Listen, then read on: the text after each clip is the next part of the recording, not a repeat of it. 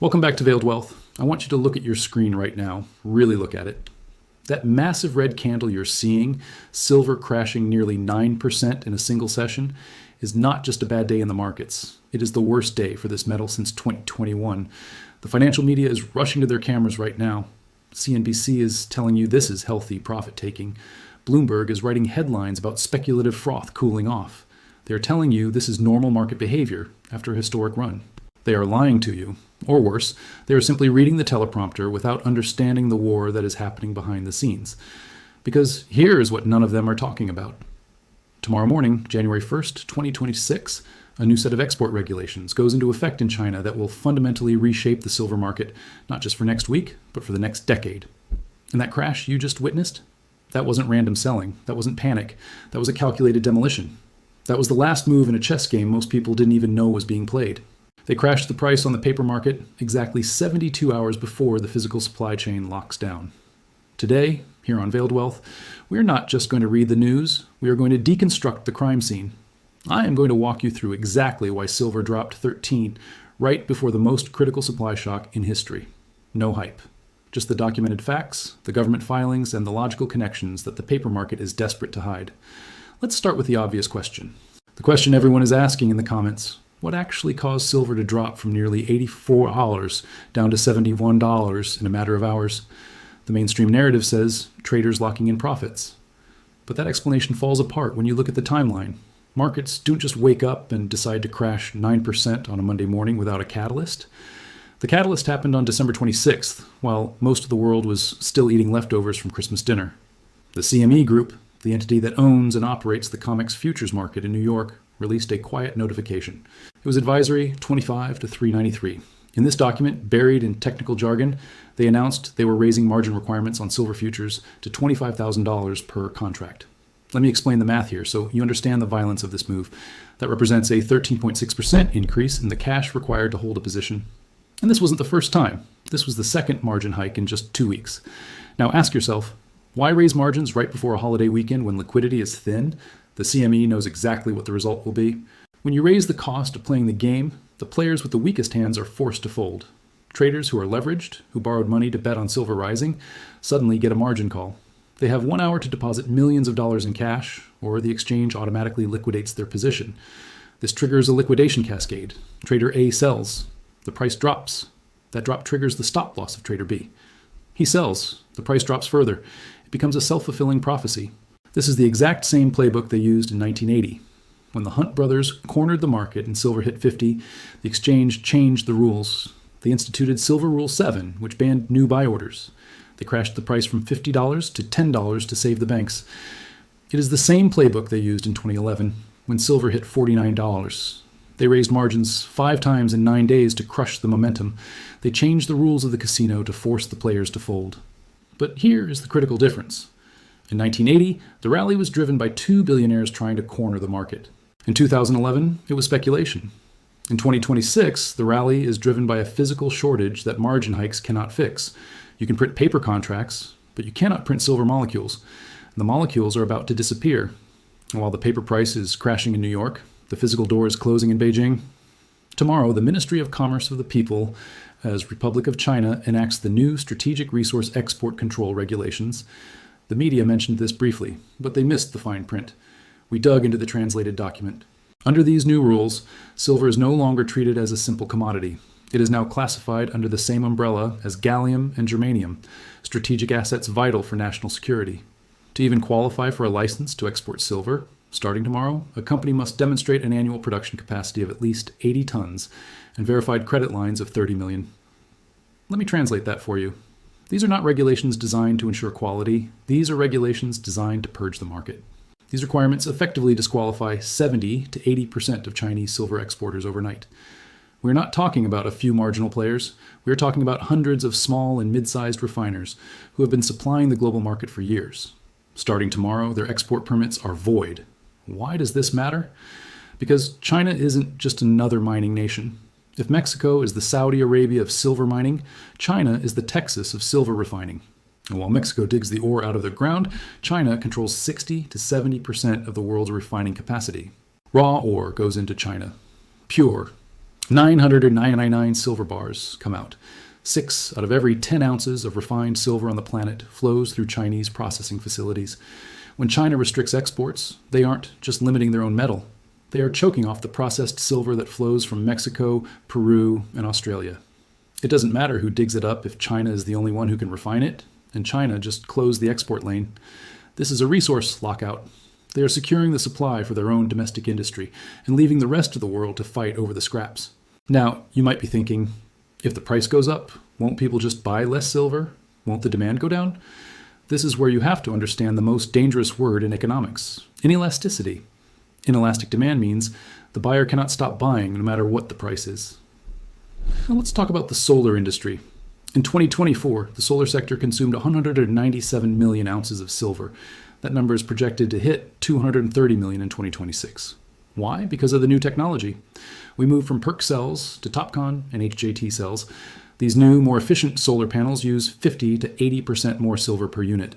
A solar panel manufacturer cannot say silver is expensive today, so we'll just use copper. They can't. Copper oxidizes. It degrades. If they don't use silver paste, the panel fails. If they don't buy the silver, the factory stops. Now look at artificial intelligence. Everyone talks about NVIDIA chips, but nobody talks about the infrastructure required to run them. Global IT power capacity has increased 53-fold since 2010. Every server, every switch, every 5G tower, every intricate circuit board in a data center requires silver contacts. Because silver is the most conductive metal in the universe. You cannot have an AI revolution without silver. And then there's the military. Do you think Raytheon cares if silver is $30 or $300? No. A Tomahawk cruise missile contains nearly 15 kilograms of silver. A torpedo battery relies on silver-zinc chemistry. When national security is on the line, the price is irrelevant. The Defense Department will pay any price to secure the metal. So you have inelastic demand meeting a restricted supply. The global market has run a deficit for 5 consecutive years. We are missing 1.3 billion ounces since 2019. The vaults in London and New York are bleeding. The above-ground stockpiles that we lived off for decades are gone. And now, the dominant supplier, China, is closing the valve. This brings us to the most important signal in the market right now. The signal that proves the crash was fake, the divergence. If silver was truly crashing because nobody wanted it, the price would be dropping everywhere. But it's not. If you look at the COMEX in New York today, you see silver trading at $71. But if you look at the Shanghai Gold Exchange, physical silver is trading above $78. That is an $8 premium, an 11% gap. In a normal functioning market, this shouldn't exist. Traders would buy the cheap silver in New York, fly it to Shanghai, sell it for $78, and pocket the difference. That is called arbitrage. It keeps prices equal around the world. But they can't do it. Why? Because the arbitrage is broken. You cannot buy physical silver at $71 in volume. Try it. Go to a dealer. Try to buy a 1,000-ounce commercial bar for $71. They will laugh at you. They will charge you $76, $78, maybe $80. The $71 price is a paper price. It exists only on the screens of the futures exchange. The Shanghai market knows the truth. The Shanghai market has gone into backwardation. This is a technical term, but it is crucial. Usually, silver for delivery next year is more expensive than silver for delivery today because of storage costs. When a market flips to backwardation, it means buyers are paying more for metal right now than for metal in the future. It means I don't care about the price next month. I need the metal now to keep my factory running. Backwardation is the definition of a shortage. It is the market screaming that the vaults are empty. The paper market crashed because of margin hikes and algorithms. The physical market is screaming because of scarcity. Which price do you trust? The paper contract that was liquidated by a high-frequency trading bot in Chicago, or the physical bar that is being hoarded by a solar factory in Shenzhen? We need to zoom out. This isn't just about money. This is about power. China's move on January 1st is not an isolated event. It is part of a pattern. First, they restricted gallium and germanium, the metals needed for semiconductors. Then, they restricted antimony, the metal needed for ammunition and armor-piercing rounds. Now, they are locking down silver. Do you see the pattern? They are restricting the technology metals. They know that the West is trying to transition to green energy. They know the West wants to build millions of EVs and solar panels, but the West cannot build them without the raw materials. By controlling the refining capacity, China has their hand on the thermostat of the Western economy. They can turn the heat up or down whenever they want. Elon Musk sees it. Over the weekend, in response to the China export news, he posted 3 words on X: "This is not good." He isn't a speculator. He isn't a gold bug. He is the largest manufacturer of electric vehicles in the world. He knows that if Chinese supply gets locked behind a license wall, the cost of the green transition doesn't just go up, it explodes. He knows that without silver there is no Tesla. Without silver there is no SpaceX. The margin hike on the CME was a desperate attempt by Western financial institutions to cool the price down, to paint the chart red, to make you think the bull market is over. They need the price low so they can cover their short positions before the physical shortage becomes undeniable. It was a smokescreen. They crashed the price to hide the fact that they have lost control of the physical inventory. I hear the skeptics already. But veiled wealth, if the price goes up, won't miners just dig more silver? This is the final trap. They can't. 75% of the world's silver comes as a byproduct of mining other metals like lead, zinc, and copper. Miners don't dig for silver, they dig for copper, and they find a little silver on the side. If the economy slows down and demand for copper drops, silver production drops too, even if silver prices are skyrocketing.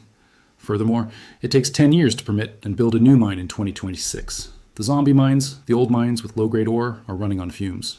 The grade of silver ore has fallen by over 50% in the last 20 years. We are processing more rock to get less metal. There is no supply switch they can flip, the bridge is out, and the train is speeding up. So, where does this leave us? Tomorrow morning, January 1st, the licensing requirements take effect. The flow of metal leaving China will tighten. The ships will stop leaving the ports of Shanghai and Qingdao. The premiums on physical coins and bars will widen further. The disconnect between the paper price and the physical reality will become undeniable. Eventually, the paper market will break. It always does. The crash this week was a gift. It was a shakeout of weak hands before the supply shock hits. It was the system giving you one last chance to trade your paper currency for the only asset that is indispensable to the modern world. The fundamental situation hasn't changed. The inventory is gone, the demand is growing, the mines are empty, and the door to the refinery is closing. Do not let the red candle scare you. Let it educate you. This is the volatility of a dying currency trying to price a scarce asset. They can rig the paper price for a day. They can rig it for a week. But they cannot rig the geology, and they cannot rig the supply chain forever. This is veiled wealth. We don't tell you what to buy. We tell you what they are hiding. And right now they are hiding the fact that the silver market is broken. Stay informed. Stay skeptical. And above all, stay prepared. Class dismissed.